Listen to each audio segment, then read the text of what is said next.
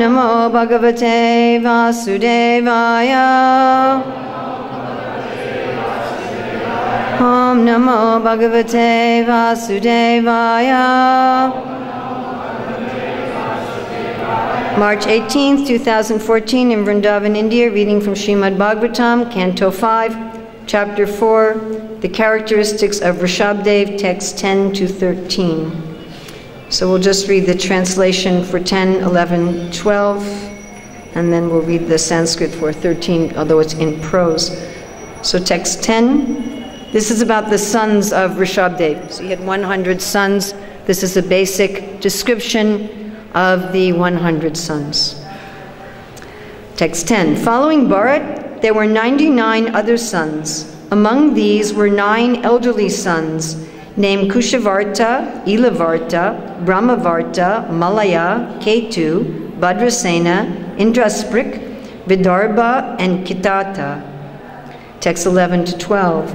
In addition to these sons were Kavi, Havi, Antariksha, Prabhuda, Pipalaya, Avirhotra, Urmila, Chamasa, and Karna Bhajana. These were all very exalted, advanced devotees and authorized preachers of Srimad Bhagavatam. These devotees were glorified due to their strong devotion to Vasudeva, the Supreme Personality of Godhead. Therefore, they were very exalted. To satisfy the mind perfectly, I, Sukadev Goswami, shall hereafter describe the characteristics of these 9 devotees when I discuss the conversation between Narada and Vyasadeva. And then text 13, which is in prose. Yavi Yamsa Ekastir Jayanteyaha Pittur Adesha Kara Maha Shalina Maha Shrotriya Yagna Shila Karma Visudha Brahmana Babu Vahu. Do you repeat prose verses or? No. Okay. Yavi Yamsaha, younger. Ekastitihi, numbering 81. Jayanteyaha, the sons of Jayanti, the wife of Rishabhadev. Pituhu, of their father. Adekshakaraha, following the order. Mahashalinaha, well-behaved, well-cultured. Mahastrotriyaha, extremely learned in Vedic knowledge. Yagyashilaha, expert in performing ritualistic ceremonies. Karma Vishuddhaha, very pure in their activities. Brahmanaha, qualified brahmanas. Babu Vuhu, became. Translation and purport by Srila Prabhupada. In addition to these 19 sons mentioned above, there were 81 younger ones, all born of Rishabhadev and Jayanti. According to the order of their father, they became well-cultured, well-behaved, very pure in their activities, and expert in Vedic knowledge and the performance of Vedic rituals. Thus they all became perfectly qualified brahmanas. Purport. From this verse we have good information of how the castes are qualified according to quality and work. Rishabhadev, a king, was certainly a Kshatriya. He had 100 sons, and out of these, 10 were engaged as Kshatriyas and ruled the planet. 9 sons became good preachers of Srimad Bhagavatam, Mahabhagavatas, and this indicates that they were above the position of brahmanas. The other 81 sons became highly qualified brahmanas. These are some practical examples of how one can become fit for a certain type of activity by qualification, not by birth. All the sons of Maharaja Rishabhadev were Kshatriyas by birth, but by quality, some of them became Kshatriyas and some became Brahmanas. 9 became preachers of Srimad Bhagavatam, Bhagavata Dharma Darshanaha, which means that they were above the categories of Kshatriya and Brahmana.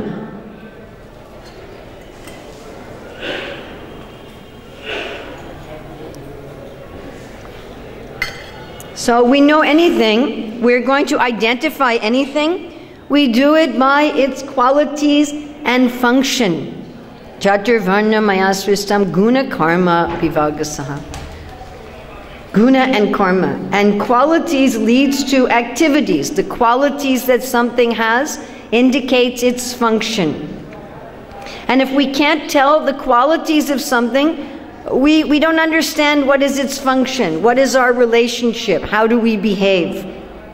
So some years ago, I went into a shop in London, and the person who was in the shop, young person, couldn't be more than 20, and I couldn't understand if this person was a man or a woman. I just couldn't. Sometimes I think, oh, it's a man. No, it's a woman. Oh, maybe it's a man. Maybe it's a woman. I couldn't understand. And the person had a name, but it was a name I couldn't also tell if it was a male name or female name. And when I left the shop, I thought, why did I even care? Why was it bothering me? Why was I even wondering? And then I understood, if I don't know someone's identity, I don't know how to relate with them. First there has to be sambandha and then abideya. If you don't understand what is someone's identity, you can't deal with them. And I understood, if it's a woman, I deal one way, and a man, I deal another way. So I didn't understand how to deal. So in our lives also, we have to decide, what will I do? And this what will I do is based on who I am. You cannot decide what will I do unless you first understand who I am. So Prabhupada one time asked the devotees, how do you preach? And the devotee said, always say there must be a God. Prabhupada said, no. First you preach, what? Na jayate nmiyate vakadachit, nayam bhutva bhavitavana bhuyaha, ajonacha shasvatoyam prano nahanyate hanyamaneshriye. First you preach this. First you have to preach identity. Who are we? And how do we understand our identity? We understand our identity by our qualities. And this is true on this verses here are talking about both the material level, varna, are the sons Brahmins or Kshatriyas, or the spiritual level, are they Mahabhagavatas, are they above, as Prabhupada says here, above the categories of Brahman and Kshatriya, and all this is understood by qualities. First you understand qualities, from qualities you understand identity, from identity you understand what you're supposed to do, and what is your goal. Is this reasonable? Right? You want anything, even a material object, you know, you first, what is the qualities of this? And then you can say, oh, it's a microphone. The qualities are an amplified sound. Therefore, it has an identity as a microphone. Then you can figure out its function.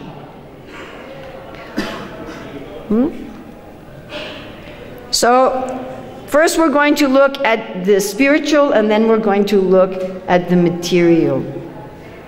So if we want to know what is our identity, our ultimate, our real identity, that's important. Yes, to understand our temporary identity is also important. Undoubtedly, that is also important. But most important is to understand our eternal identity.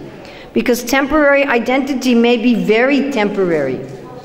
Not only the whole world, bhutva praliyate, but we are also. Krishna says whoever takes birth, death is certain, and death may come at any moment. You can't say, well, I'm going to live to be 115, you know. So I may only have this temporary identity for another 5 minutes. Yes? So to understand, or Burjan Prabhu calculated, that according to Lord Brahma, our whole human life is 8 billionths of a second long. So even if you live for 100 years, it's only 8 billionths of a second in the universe. So to know what is my identity for 8 billionths of a second, that is important. Because one has to know one's function in the world, but more important is what is my eternal identity? Who am I eternally? So Sanatan Goswami comes to Mahaprabhu, Kayami. He says, everyone says I'm a Pandit, but I don't even know who I am.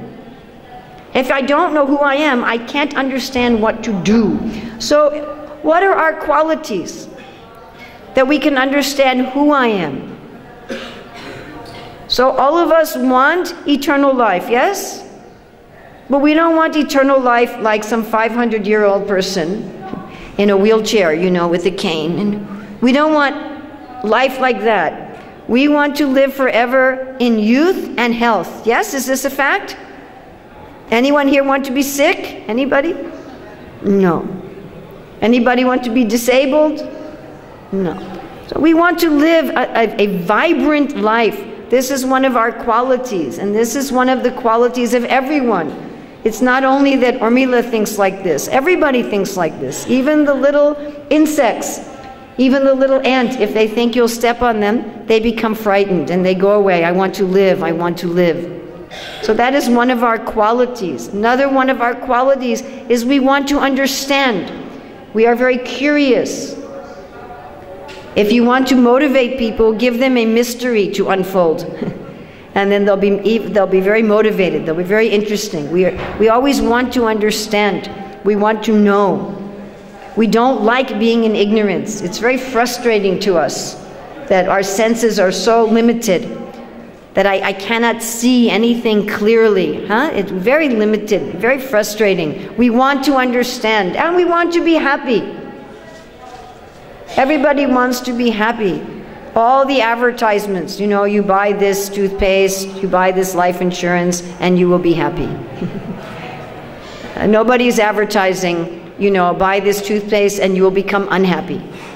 And nobody will buy it. And we want unlimited happiness. We don't want a happiness that ends. You know, we just sort of tolerate it, but we don't like that. And we want the happiness to be full of varieties. We don't want to be bored. These are our qualities. If you examine what is the qualities of life, those are our qualities. And we want relationships. The whole world is full of relationships. Even the plants have relationships with insects and with other plants and with the earth. And everything is full of relationships. And we want these relationships also to be eternal and to be full of happiness, to be full of surprises, to be full of variety, and to keep getting better and better. Like in this section of the Bhagavatam, we read about Priyavrata and how his relationship with his wife, Bahirshmati, it kept getting better and better. Usually in the world, relationships are not like that. But we want like that. We want it, the love between our family, our friends, to go on increasing. So this tells us something about who we are. These are the basic qualities of all living beings, everybody. You could say, some people want to die, they commit suicide, but they don't want to die. If you went to somebody going to commit suicide and you said, I will solve all your problems, would they die? No. All right? So it's everybody. And we can see that these qualities, they are opposed to matter. These are not the qualities of matter. Matter is constantly dying, constantly. You buy some new machine, you know, you buy a machine and immediately it starts to die, it starts to fall apart. It's called entropy. Everything is like that. Right? You pick a flower and immediately it starts to wither, it starts to get old. Everything matter, it disintegrates, it starts to go back into undifferentiated. Right? So the tree, it's pulling the sun and the water and the earth, but then again it goes back into sun and water and earth. And matter is full of ignorance. Right? This chair, it doesn't know anything. It doesn't know that I'm sitting on it. It doesn't know it's in Vrindavan. It doesn't know anything. But we want to know. And matter cannot be happy or sad also. This chair, it cannot be happy or sad. It has no, if I hit it, it doesn't become angry. I like that pastime at Rath Yatra with Srivas Thakur, right? When Harish Chandra was pushing him, you know that story? So Srivas Thakur and Maharaj Prataparudra, they're trying to watch Mahaprabhu dancing in the Rath Yatra. He's dancing in 7 parties. And so Maharaj Prataparudra, who could see that the Lord was dancing in 7 parties, he's just, because not everybody could see, so he's watching. And Srivas Thakur is also watching. But Harish Chandra wanted to watch. So just like happens here all the time. So Harish Chandra was pushing. Srivas you please, move. And he's pushing him. And Srivas Thakur's like, who's pushing me? Who's pushing me? So then he turns and hits him. Stop pushing me. And then Harichandra, he was going to retaliate. And Maharaj Prataparudra said, oh, you are so fortunate that you have been touched by Srivas Thakur. I do not have such fortunate. But someone who's alive, they have feelings. This is my point. The chair, as I can keep hitting the chair, it will never hit me back. It will never protest. It doesn't care about being happy. And matter, it doesn't have any relationships. We might think I have a relationship with my car, but your car is not thinking I'm having a relationship with you. Right? You may think I have a relationship with my computer or my phone. I love my phone, but your phone is not loving you. So if we see our qualities, we can understand our identity. Our identity must not be material. Must be. Because we don't have the qualities of matter. Then from my qualities, just like these sons, by their qualities, one could understand. These 10 sons are Kshatriyas, these 9 sons are Mahabhagavat, these 81 sons are Brahmana. But ultimately, by our qualities, we can see that we are not material. Therefore, our actions should be not material. Now, how do you do not material actions? This is a big problem. How do you do this? And because we have this philosophy of Achincha Beta Beta Tattva, we can do this. Maya tatamidam sarvam jagadavyaktamurtina matstani sarvabhutani nachaham te suvasitaha. Everything Krishna is here in his unmanifested form. Bhumirapanalovvayu kamano buddharevacha. This is his Vina Prakriti, separated energy. So even matter is the energy of the Lord, and therefore I can use matter in spiritual service. This is our basic philosophy. And we can do everything like that. As we start acting according to our spiritual identity, then more and more we realize our spiritual identity. That is the process of bhakti. Understand first theoretically, I have the qualities of spirit, not of matter. Then, I must be spirit. That must be my identity. Then my job is to act according to spirit. My job is not to act according to matter. We can understand this in a general way. And then we start acting. Oh, let me hear about the spirit. Let me hear about Krishna. Let me talk about Krishna. Let me remember Krishna. Let me go to places like Vrindavan where Krishna has his Leela. Let me serve the Lord's mission. And we start acting according to the spiritual platform.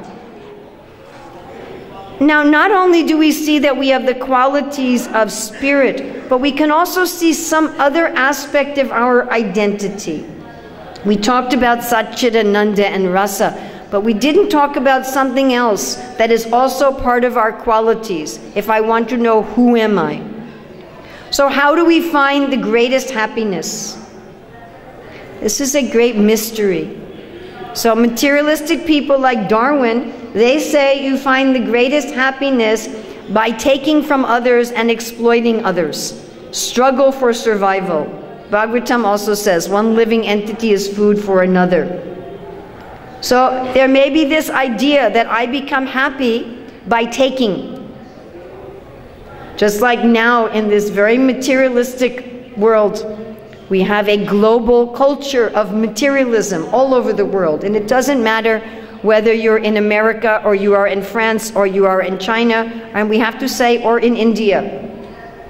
It's a very materialistic culture. I was talking to some of our Indian body devotees in Texas, and I was saying it's difficult to be a devotee in America. They said it was much harder in India. They said in India, the pressure is make money, make money, make money, make money. Get a good job, get a good job. No time for sadhana. So in this materialistic society, we may not understand this aspect of our quality and our identity, because the materialistic society says take, take, take. Have other people work hard and suffer, and you take. Right? You exploit. Enjoy at the expense of somebody else. Jai Shishi Gaunitai, Krishna Balaram Radhasham. But if we think a little bit, we will discover that we do not become happy by taking. Like the most gross kind of taking is to steal. So when I was a little girl, I stole something from school. I stole a little spoon. So who here has ever stolen anything in their whole life? We have some very interesting people here. So I remember when I took this little spoon from my school, because I had a little set at home from my dolls, a little plate and spoon and fork, but my spoon got lost. And in the school they had the same kind of set, so I took the spoon and I took it home. I put it in my bag, you know. But I didn't enjoy that spoon. I never got any happiness from that, because I was taking. Do you understand? Have you had this, those of you who have stolen, some of you have never stolen anything your whole life, but those of you who have stolen something, did it give you happiness? No, because you're in anxiety. When will I be found out? When will I get into trouble? And any kind of taking, it doesn't give us happiness. When do we find the most happiness? When we are giving. It's a mystery. The materialists cannot make any sense out of this. You know, they try to explain this through evolution, but they can't really. Because if we are just matter, then we would get the most pleasure by taking. Why would we care about anybody else? But if you have some money and you spend it on something for yourself, you get some happiness. But if you spend it on somebody you love, you get more happiness. Yes, we've experienced this. There's a very interesting quality that we get more happiness by giving than by taking. So this also tells us something of our nature. This is our dharma. Our dharma is to give. Why is our dharma to give? Because that is the nature of reality.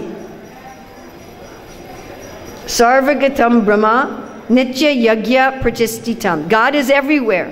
Sarvagatam, He's in every place. How do you find Him? Where is God? Hiranyakashipu was thinking, no way you could find God. If He's everywhere, you don't have to worry about Him. Okay? Where do you find Him? Nitya Yagya Pratistitam. You find God in Yagya. Tapaso Hridayam Sakshat Atmaham Tapaso, the Lord says to Brahma. Tapasa, austerity, Hridayam, heart, Sakshat, directly. Tapasya, the Lord said, is my very heart. Atmaham, Atma, Aham, my very self is tapasya. We think of tapa can also be translated as misery.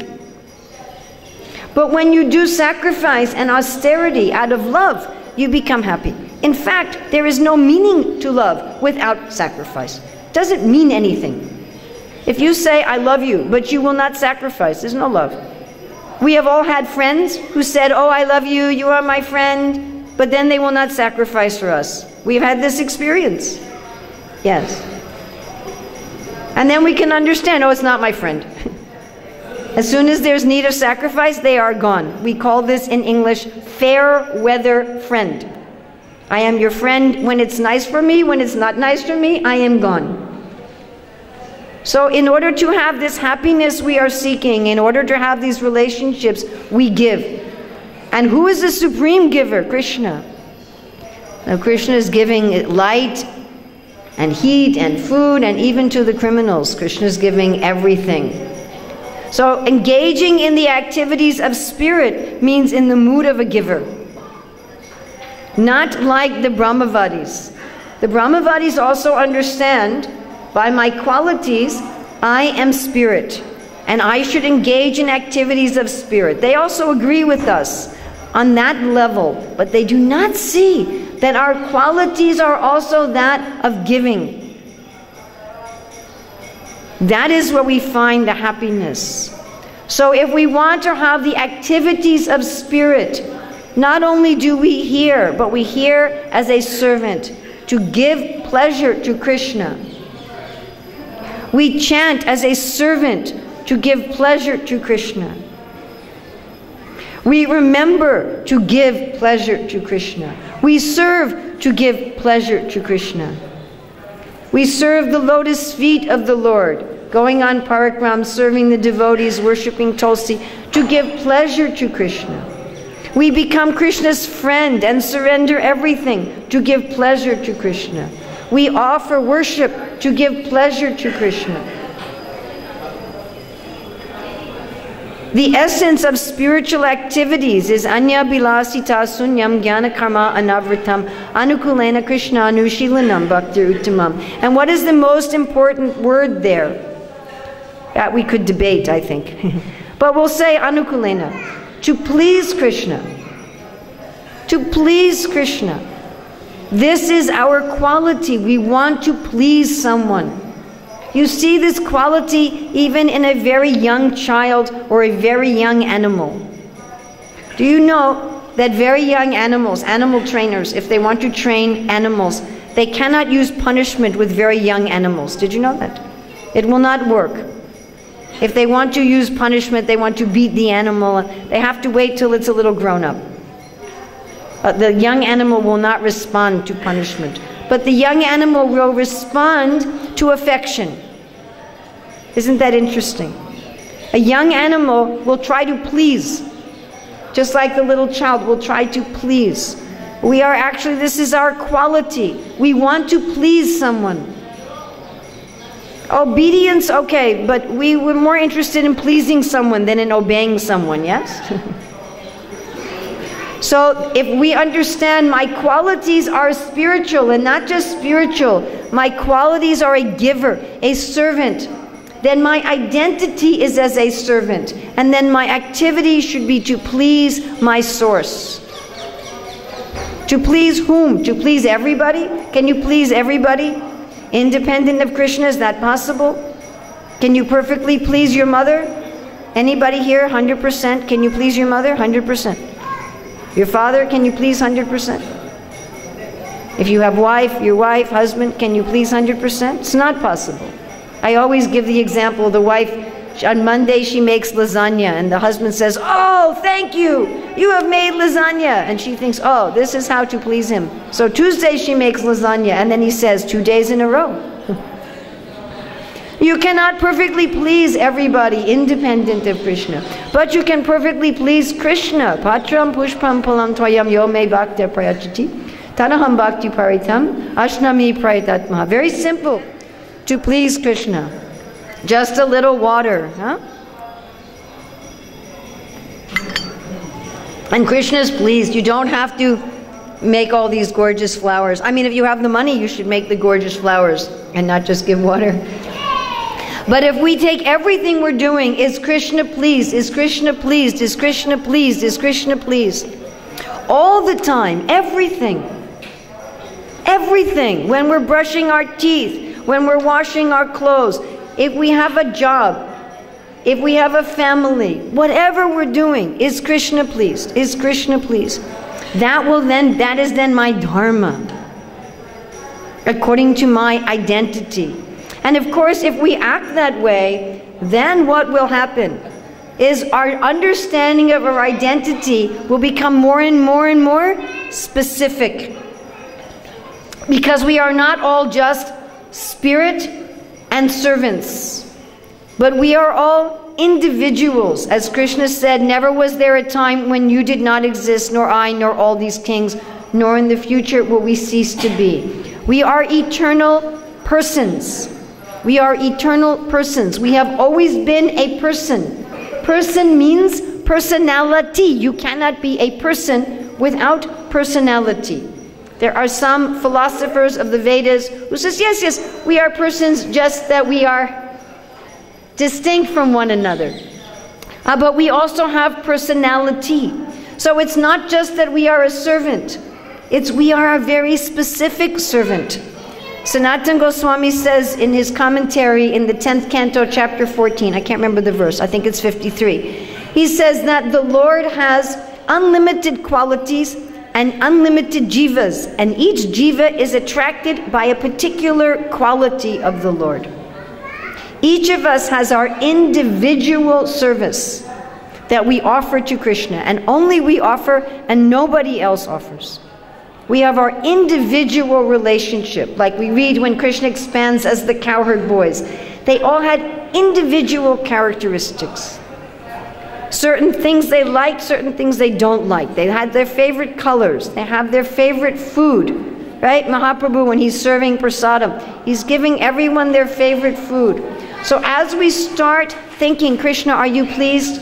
Are you pleased with how I am treating this guest? Are you pleased with how I am treating this dog on the street? Are you pleased with how I am treating my husband? Are you pleased with how I am treating the temple commander? Are you pleased with how I am treating my body? Are you pleased with how I am treating this table? Are you pleased with how I am chanting your name? Are you pleased with how I am hearing the Bhagavatam? As we start getting into this mood, then we start awakening not only that I am spirit and a servant, but how I am spirit. It becomes very specific. And one awakens, oh, I am Krishna's servant. I am Krishna's friend. I am Krishna's parent. I am Krishna's beloved. And one starts then developing spiritual activities in that mood. Again, as one understands one's identity according to one's quality, one will start noticing, oh, I have this quality of thinking of the Lord as my child. Oh, then one can understand one's identity in Vatsalya Ras, and from there one can do one's activities in meditation. So this is our basic process of bhakti. How to understand our spiritual qualities, from there our identity, and from there our actions. So here we are hearing about the 9 sons who were on this platform, who were on the platform of Mahabhagavat. They did not identify materially as Brahmin, Kshatriya, Vaishya, Shudra, anything like that. They only identified spiritually. But we also hear of these sons of Rishabdev who had a material identity in which they were serving the Lord. So this is a temporary identity, an 8 billionths of a second identity. It is not, in one sense, it is not very important. But in another sense, it is important, because this energy is also Krishna's energy. We are studying now the Chatur Slok in the VIHE. So this is what is very astonishing when Krishna defines Maya. He says, anything which appears to be of value, if without relation to me, has no reality. Know it to be my illusory energy, that reflection which appears to be in darkness. So we can say, what is false? What has no existence at all, no existence. The concept that I am separate from Krishna, that anything is separate from Krishna. That concept is completely false. If you say this table has no relation with Krishna, this finger has no relation with Krishna, this dog has no relation with Krishna, that concept is false. It doesn't exist. It has no existence. But the energy that allows us to think this table is separate from Krishna, that energy is true. Isn't that interesting? The energy that allows us to think that dog is separate from Krishna, that is a true energy, Daiviyesha Gunamayi. It's Krishna's divine energy. So even though our material identity appears to be something separate from Krishna, we have some qualities, right? Like here some of them had Brahmin qualities or Kshatriya qualities. So Brahmin qualities. What are some Brahmin qualities? Can anybody tell me what are some Brahmin qualities? Cleanliness. What? Truthfulness. Yes. What? Compassion. Okay, somebody else. About fearlessness. Thank you. Titiksha. Tolerance. Yes. Religion. Oh, very good. Someone else in the back. You can talk loudly. What are some Brahmin qualities? Huh? Learn it in the Shastra. Okay. Also, tolerance. Interesting. The word for tolerance is the same word for forgiveness. Huh? To teach others, yes. So if someone has these qualities, they're material qualities. Then they can understand, oh, I have the identity of a Brahmin. What are the qualities of Kshatriya? Chivalry. What else? Resourcefulness. A Kshatriya knows how to use resources. What are other qualities of a Kshatriya? Protection. Compassion, yes. The Kshatriya wants to take care of all of the people. And leadership, Ishwar Bhav. We should not misunderstand this Ishwar Bhav. Prabhupada says Ishwar Bhav is the desire to protect. It's like the feeling a father has. The king is like the Maha father, wanting to take care. So one sees, what are my qualities? And then one uses those qualities in actions in the world. Now, you can do that materially, or, and this is what's really nice, and really special, and really amazing, because the energy of illusion is also Krishna's energy. We can use that false identity in Krishna's service. How amazing. Does not a thing, when applied therapeutically, cure a disease which is caused by that very same thing? So if we are not totally 100% situated in our spiritual identity, if we still have some material identity, then we have to use that for Krishna. Of course, these varnas, here they're not talking about the ashramas. These varnas only apply in the grahastha ashram. You understand? They only apply to someone in the grahastha ashram, because these varnas are how you get your livelihood. That's what varna is. It's the way you work in the world to get your livelihood. So brahmachari is a student. Does a student go to work? No. The student is preparing. Prabhupada says in the second canto, brahmachari means the training in the values of life along with specific training for a livelihood. So for the brahmacharis who will go to the grahastha ashram, they are getting trained in the varnas, but are they acting in the varnas yet? No, getting training. Then the vanaprastha is retired. So what do people retire from? They retire from work. So do vanaprastha people, are they doing their varna? No. We see the kshatriyas in the Bhagavatam, when they take vanaprastha, they stop running the kingdom. When Ram and Sita were in the forest, and the sages said to Ram, please protect us from the demons. And Ram said, yes, I will protect you. And then Sita says, why are you saying you will protect the sages? That's the duty of a kshatriya. And you're here in the forest. You're living in the vana. Why are you doing your varna? And Ram said, well, I already promised, so now it's too late. He said, but anyway, I'm not really vanaprastha. I'm here just to fulfill my father's order. And so anyway, the retired people, they don't work. Yes? And the sannyasi is dead. So dead people, they don't work, correct?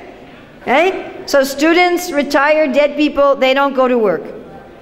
Correct? Am I correct? So only in the grahastha ashram does one have this varna. And this varna is the way, the psychology of one's qualities, how one wants to act in the world. So one looks at, this is between 15, 20, 25 to 50, 55 years old. This is how I want to work in the world. Really, these are the qualities of how I want to enjoy in the world. That's really what these are, these varnas. Do I want to enjoy with knowledge? Do I want to enjoy with people? Do I want to enjoy with resources and animals? Do I want to enjoy with arts and science and services and crafts? So, but the system of Vedic society is, okay, this is your false identity. These are your false qualities. It's like a costume in a drama. It's like we wake up in this world and we're already on stage. We already have a costume. And then you have to kind of figure out, in Vedic times, you would get help to figure this out. Your guru, your parents, they'd help you to understand what is your role. But at the present time, you kind of wake up on stage and you have to figure it out yourself. Okay, what kind of costume am I wearing? What character am I? What role do I have in the drama? But the Vedic civilization says, if you have this set of qualities, you have this identity. You have this set of qualities, you have this identity. This set, this identity. Temporary, false identity. And here's how you can use the temporary false identity to awaken the real identity. So how do you do that? If you see in yourself, I have the qualities of a brahmana, then how do you use that to awaken the spiritual identity? You protect knowledge. You protect philosophy. You protect truth in the service of Krishna. Again, anukulenya, to please Krishna. To please Krishna. Now, if one has the qualities of a Brahmin, that is very fortunate, because the activities of a Brahmana and the activities of Bhakti have a very big overlap. The Brahmana worships the deity, and in Bhakti we worship the deity. The Brahmin studies the Shastra, and in Bhakti we study the Shastra. And this overlap confuses us sometimes in the Hare Krishna movement, that we can't tell, is this Brahmin Varna or Bhakti? But if you have the qualities of a Brahmana, it's very fortunate, because it's very, very easy to use your material false identity in Bhakti. Very easy. But the idea of the materialistic Brahmana uses knowledge, uses truth, uses philosophy for their own sense gratification. The person in Varnashram, in Vedic society, protects knowledge, protects philosophy, protects truth. And those who are aspiring for bhakti protects knowledge and truth and philosophy simply for the pleasure of the Lord. Then if one has the qualities that one wants to take care of people, we think the Kshatriya is always fighting. Actually, the Kshatriya is not usually fighting. Therefore, Krishna said, happy are those Kshatriyas to whom such fighting opportunities come unsought, opening for them the doors of the heavenly kingdom. Please do not think the Kshatriyas were always fighting. Just like an ordinary man in a family, he is not always fighting to protect his family. But if necessary, he will do that. Generally, he's taking care of his family. So the Kshatriya, generally, Kshatriya means government. They're taking care of the people, or Prabhupada said also a landlord. They're providing, they're taking the tax money or the rent money, and they're providing food and water and medical, education. They're providing all the necessities. So materialistically, if you see you have these qualities, I want to take care of people. I want to give people what they need. Brahmins also take care, but Brahmins take care more on a smaller basis in terms of spiritual guidance. But the Kshatriyas, they want to take care of medical and schools and roads and water and food and all these. They want to give, if they are devotees, they want to take care also spiritually.